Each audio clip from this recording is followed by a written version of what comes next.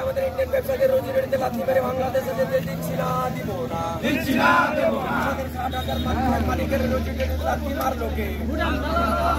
আমাদের 60,000 ট্রাক মালিকের রোজি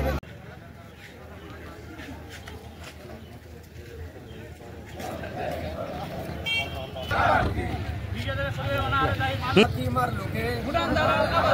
আমার 60,000 মালিকের রোজি রোটিতে লাথি মারলো কে?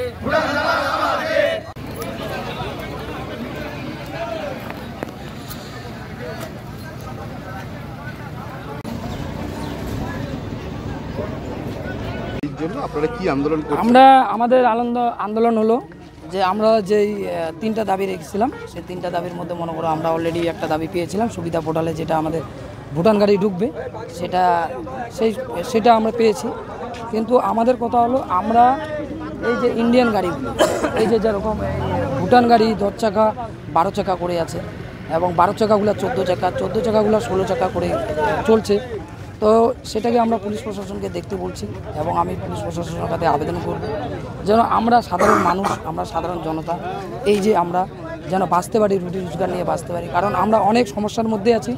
কারণ আজকে আমরা আমাদের যে মনে করো যে বউ বাচ্চা আমাদের এমন পরিস্থিতিতে পড়ে আছে যে অন্নদানা যেভাবে আমরা চলতাম, যেভাবে আমরা থাকতাম, সেই জিনিসটা এখন আমাদের নেই।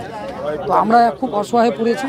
তো আমি সিএমকেও বলবো, আমি দিদিকেও বলবো যে আমাদের মুখের দিকে তাকায় বা আমাদের জনসাধারণের দিকে তাকায় যেন আমাদের একটা সুরাহ দেয়, আমরা একটা ব্যবসা করে খেতে পারি। কারণ আমাদের রাজ্যে ব্যবসা হচ্ছে, আমাদের রাজ্যে যদি আমরা চলে ফিরে খেতে না পারি তাহলে আমরা কোথায় যাব? ভুটান গাড়ি চলাচলের জন্য কি আপনাদের গাড়ি চলছে না? হ্যাঁ, ভুটান গাড়ির জন্য চলছে না। ভুটান গাড়ি একটাই কি ওরা আনলিগালভাবেই ব্যবসা করছে।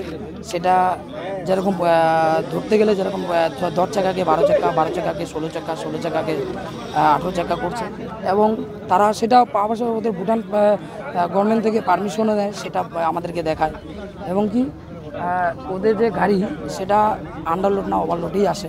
সেটা প্রতিদিনের মতো যদি চেক করা হয় তাহলে অবশ্যই গাড়িগুলি আন্ডারলোড হিসেবে তাদেরকে ফাইন দেওয়া হবে। সেটা পুলিশ প্রশাসন দেখবে, সেটা আমরা না। আজকে কি আপনারা সব গাড়ি বন্ধ রেখেছেন? হ্যাঁ, আমরা বন্ধ রেখেছি। আমি গতকাল থেকে আমরা বন্ধ রেখেছি। তো আমাদের এখানে যদি ভুটান গাড়ি যায় আমাদের বুকের উপর দিয়ে যেতে হবে। আপনার নাম? আমার নাম রবি দাস।